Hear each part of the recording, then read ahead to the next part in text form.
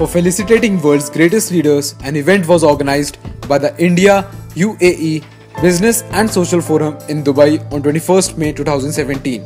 Here, Dr. Devesh Jain, President of the Prestige Agrotech and Feed Mills Limited, was honored for his contribution to the agrotech industry. Can I now call upon Dr. Devesh Jain, President, Prestige Group of Industries and Dr. Prestige Devesh Education Jain, Society. One man who is realizing his dreams. Birth: Dr. Devesh Jain, 59 years, dynamic and forward-looking entrepreneur, has been widely acknowledged as passionate educationist and a leader in international agri-business.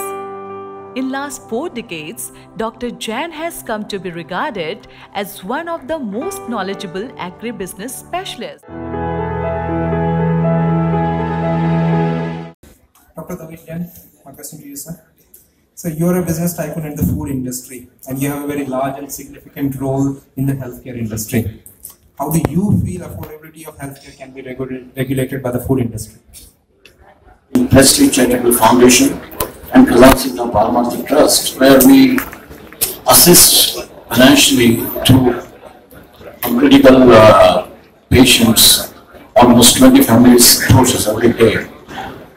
And what looking into most of their prescriptions, and I was, it clicked to my mind, let me understand what is that they are actually suffering from, like what kind of prescription or medicines they've been the nutrients we provide, and that also and then I find that most of those prescriptions contain some antibiotics and pain relievers.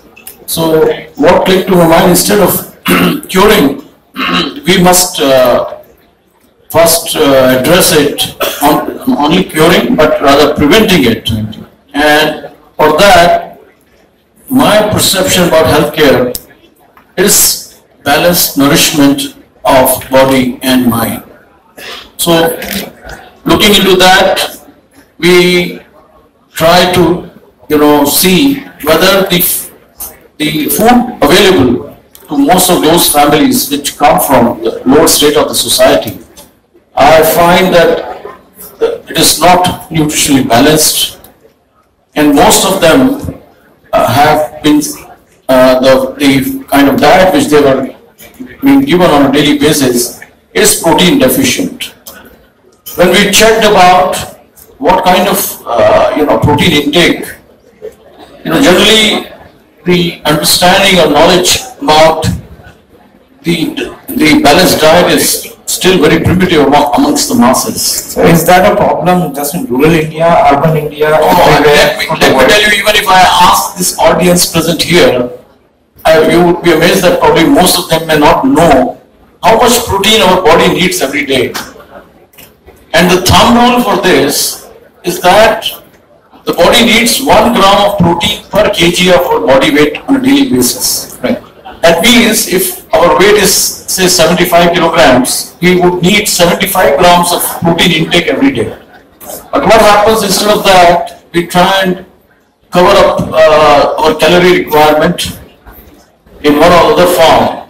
Right. But then how much it assimilates, whether it gives, and if you see the youngsters also with waistlines, bulging waistlines, it's pointed towards that.